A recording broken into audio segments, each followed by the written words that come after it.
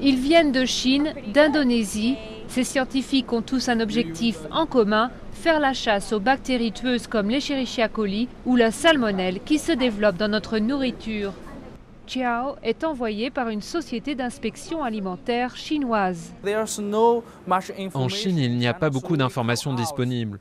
Donc on vient ici pour savoir ce qui se passe directement dans l'autre pays. Notre objectif est de faire le lien entre la Chine et les pays étrangers, entre les pays exportateurs et importateurs.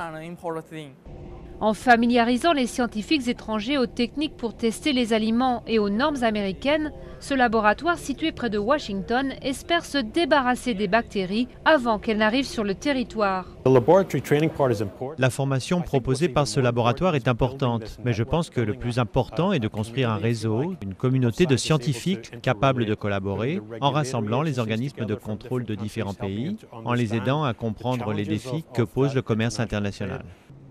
Aujourd'hui, près de 2/3 des fruits et légumes sur le marché américain sont importés, tout comme plus de 80% des poissons et fruits de mer. Mais seulement 1% de ces importations sont inspectées.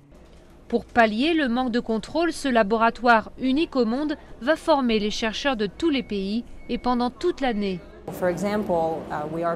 Par exemple, on prévoit un cours sur la mesure des chromobactéries, qui est un problème dans les aliments pour bébés et qui est quelque chose qui provient principalement d'Amérique latine. Alors on va adapter le cours spécifiquement aux chercheurs qui viennent de cette région. Le nombre d'intoxications alimentaires dans le monde est difficile à chiffrer, mais il ne cesse d'augmenter dans les pays industrialisés. La dernière épidémie qui a marqué les esprits, celle causée par l'Escherichia coli en Europe au printemps, a fait plus de 30 morts.